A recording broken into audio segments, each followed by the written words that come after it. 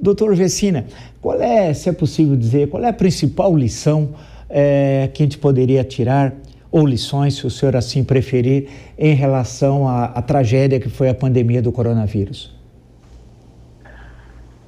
Bom, eu acho que nós enfrentamos a pandemia. O Jean já fez aqui a referência ao fato de que nós tivemos o apoio do Congresso redirecionando recursos através de uma lei de emergência que foi editada logo em fevereiro. Mas o Brasil foi pego, como o mundo foi pego, né? De forma muito despreparada. O Brasil foi pego mais despreparado do que as nações mais desenvolvidas, Estados Unidos e Europa, e mesmo a China, porque nesses países tem um sistema de vigilância da ocorrência de doenças, né? Nós temos aqui no Brasil, o Brasil é um dos países mais diversos que existem no mundo. Nós temos 6 ambientes naturais diferentes, 6 biomas, né? Você tem o Pampa, a Mata Atlântica, o Pantanal, a Caatinga, o Cerrado e a Amazônia. Cada um desses núcleos de vida são diferentes dos outros. E nós não conhecemos a vida que existe, principalmente os micro-organismos que existem nesses 6 biomas diferentes. Nesses 6 biomas está acontecendo continuamente uma transformação muito grande de interação entre esses micro-organismos. Neste momento, nós estamos discutindo esse negócio da febre aviária. O que é a febre aviária? Ela é fruto da migração de aves. As aves no hemisfério norte, quando chega lá o inverno, vem para o hemisfério sul, as aves do hemisfério sul vão para o hemisfério norte, e elas ficam viajando com seus micro-organismos. E às vezes acontece, como aconteceu aqui no Rio Grande do Sul, de um salto dessas aves migratórias para uma criação de aves. E como aconteceu nos Estados Unidos, foi para a criação bovina, e dos bovinos nós já tivemos casos em seres humanos, tanto nos Estados Unidos quanto no México, com poucas mortes, mas já existiram mortes.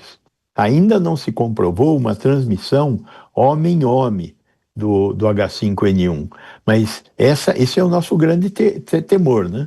O dia que nós tivermos a transmissão homem-homem, nós vamos ter uma nova pandemia. Agora, isso exige um estado de prontidão para identificar vírus, para fazer o mapeamento genético desses vírus, para a gente entender o que está acontecendo na natureza. E poder nos antecipar, por exemplo, fazer a vacina. O Butantan, neste momento, está se preparando para produzir uma vacina humana para o H5N1. Muitos outros países estão fazendo a mesma coisa, porque a chance de ter uma epidemia como essa é grande. Então, nós temos que aprender a fazer vigilância genômica nos 6 biomas. Nós temos que aprender a trocar dados com outros países para saber o que está acontecendo lá na Europa e os europeus saberem o que está acontecendo aqui no Brasil, né? Até na África existe um CDC, um Centro de Controle de Doenças, com o qual nós temos que trocar informações. E temos que também tentar disponibilizar esse conhecimento para construir vacinas e conseguir disseminar essas vacinas. Nós temos que aprender que se eu não conseguir segurar a doença na África, a doença continuará circulando e produzindo novas variantes. Então não adianta só acabar com a doença no Brasil, tem que acabar no Brasil e nos países pobres que existem por aí, para que não apareçam novas formas da disposição do vírus. O vírus que apareceu aqui em Manaus, a variante Gama, foi a grande responsável por 400 mil mortes no Brasil. O vírus que apareceu lá na África do Sul foi o vírus que prolongou essa pandemia que nós tivemos aqui no Brasil, inclusive. Na Índia também apareceu a variante Delta, na África do Sul, a variante Ômicron. Então, nós temos que olhar para o mundo como se fosse uma coisa só. Não dá para olhar ali é comunista, ali não sei o quê, ali não sei quanto. Não. Do ponto de vista da saúde pública, nós temos que conseguir olhar para tudo e tentar acompanhar tudo. Essa que eu acho que é a grande lição que talvez nós não tenhamos aprendido, porque agora em Genebra tivemos as discussões para aprovação de um conjunto de decisões mundiais. Demoramos 3 anos para que 130 dos 180 países chegassem a um consenso de que as informações têm que ser de todos e que, se descoberto vacinas e medicamentos, eles devem ser facilitados para todos os países, em particular os países mais pobres, os países que não têm dinheiro para comprar. Na pandemia passada, Estados Unidos e Europa compraram 5 vezes as necessidades de vacina que o povo deles necessitava. E é lógico que faltou vacina. Se o Brasil não tivesse conseguido produzir as vacinas aqui, nós não teríamos tido acesso a vacinas também, como a África e parte da Ásia não teve. Então, existe um aprendizado local no Brasil, temos que ter uma vigilância epidemiológica com capacidade de acompanhar de Brasília. É um sistema centralizado, num SUS descentralizado, temos que acompanhar de Brasília o aparecimento de novas formas de micro-organismos que podem produzir um desastre sanitário como foi esse recentemente. E também temos que conseguir fazer isso no mundo inteiro com uma organização mundial de saúde que seja mais ágil e que entenda o que é essa coisa do multilateralismo. Multilateralismo é uma coisa que nós temos que aprender a fazer, nós, a humanidade. Doutor Mandetta, eu quero discutir daqui a pouco as questões bem contemporâneas que vocês destacaram, especialmente a questão da gripe aviária. Vamos usar essa expressão aqui que está no meio de comunicação. Mas antes disso, eu tenho de perguntar para o senhor, afinal o senhor foi o ministro da Saúde no momento, acho que mais difícil da vida nacional, um dos mais difíceis da vida nacional no campo da saúde pública, né? No momento do coronavírus. O que o senhor aprendeu dessa experiência? E o que poderia, dessa experiência, aproveitando as questões levantadas pelos nossos outros 2 convidados, ser utilizado hoje? Mas especialmente a sua experiência nesse momento tão difícil da vida nacional. E o senhor foi apresentado para o Brasil também, né? É verdade. Ali foi um grande aprendizado para a humanidade. A gente, quando estuda no ensino médio, tem muito jovem aí escutando a gente, todo ano no vestibular cai a quebra da Bolsa em 1929. Isso é uma questão para lá de manjada. Todo mundo tem que saber o que foi aquilo. No século XXI, a pandemia de 2020, ela está para a humanidade como a Bolsa de Nova York em 1929. O impacto disso vai ser sentido durante todo o século XXI. Você não para o porto de Roterdã, Nova York, Califórnia, Paris, Roma, China, Brasil. Você não para o planeta Terra inteiro, Japão, todas as linhas de produção, sem que isso tenha consequências muito profundas. Nós deixamos 2 anos as crianças do mundo inteiro fora da escola. E elas depois, quando voltaram, foram aprovadas de ano. Tem crianças que chegaram no 5º ano sem saber as operações matemáticas básicas. Nós temos colegas médicos que fizeram o 5º e o 6º ano de medicina, receberam diploma de médico sem entrar em um hospital. Então, a atipia, a falta de previsibilidade de como aquilo poderia se dar, nunca ninguém tinha feito um estudo simulando. Vamos simular o vírus X que pode chegar, pode paralisar o mundo. Parecia uma coisa de ficção científica. Ela foi uma novidade para todos. Embora o Gonçalo chame a atenção para as dificuldades do Brasil, mas as dificuldades foram de todos os países. Nações como a Itália tiveram crise de abastecimento de oxigênio em Bérgamo, tanto quanto Manaus teve aqui no Brasil. Por total falta, no caso de Manaus, de capacidade de gestão. E a de Bérgamo, pela novidade de uma doença que elevou 38 vezes o consumo médio de oxigênio. O SUS, naquele momento, ele teve um movimento de muito fortalecimento no início. e que eu era o porta-voz desse momento. Nós somos como um bichinho de 3 pernas. Nós nos movimentamos federal, estadual e municipal, através do Ministério da Saúde, do Conselho Nacional de Secretários Estaduais e do Conselho Nacional de Secretários Municipais. Eu trouxe os dois entes federativos para a mesa do Ministério da Saúde. Eles se reuniam de manhã e de tarde. Então, a fala era uníssona.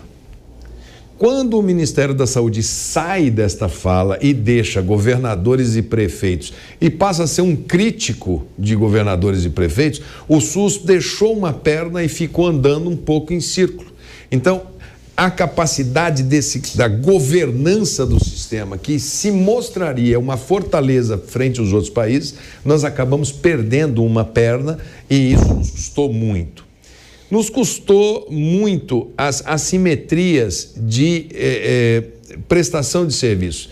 Eu tive hospitais em São Paulo com taxa de mortalidade num CTI de 12%. E eu tive, não vou falar a cidade, mas na região norte, 80% em algum hospital.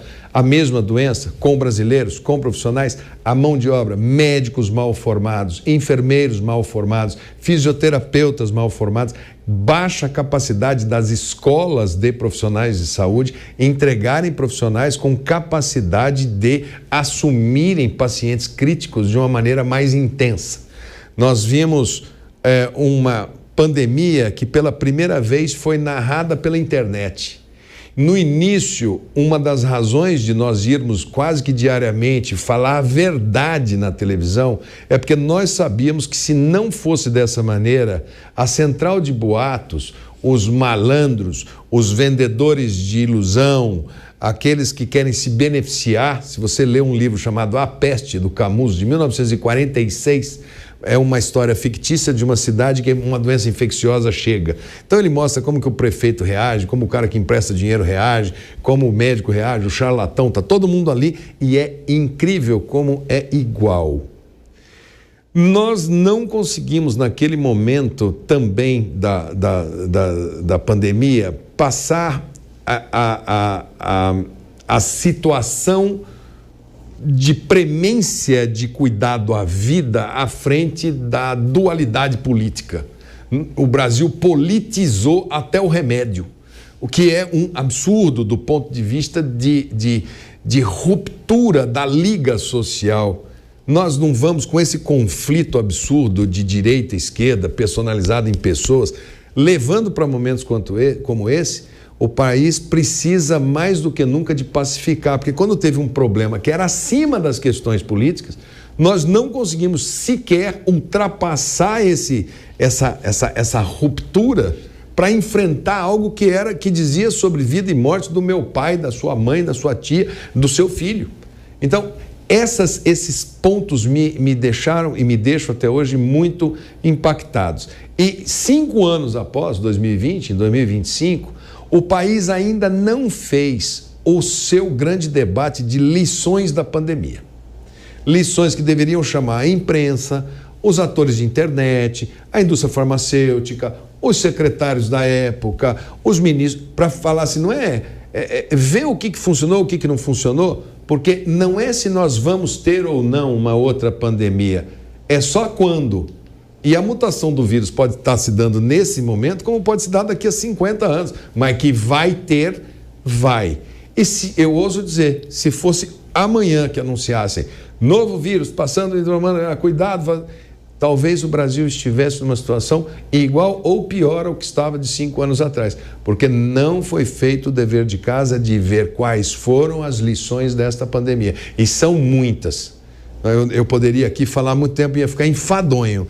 Mas as principais são essas. Doutor Gorenstein, o senhor estava aqui no estado de São Paulo, o estado inclusive que produziu a vacina, a importância do Instituto Butantan, dos centros de pesquisa, no Rio de Janeiro, o Fiocruz, né, foram fundamentais nesse momento. Do que o senhor viveu ali, que lições é possível tirar para o país? Eu acho que a gente tem que sempre olhar que a saúde, ela é a política.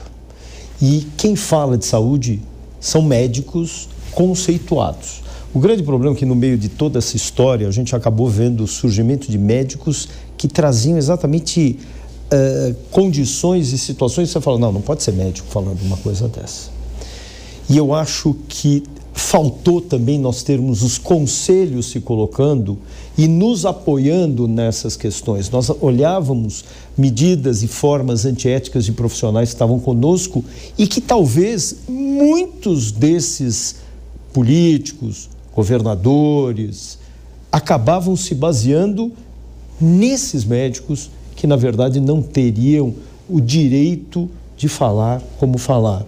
Porque foi exatamente isso que mudou a visão. Ora, é como se você fosse passar, Mandetta, num médico para um determinado procedimento e você quer ouvir uma coisa.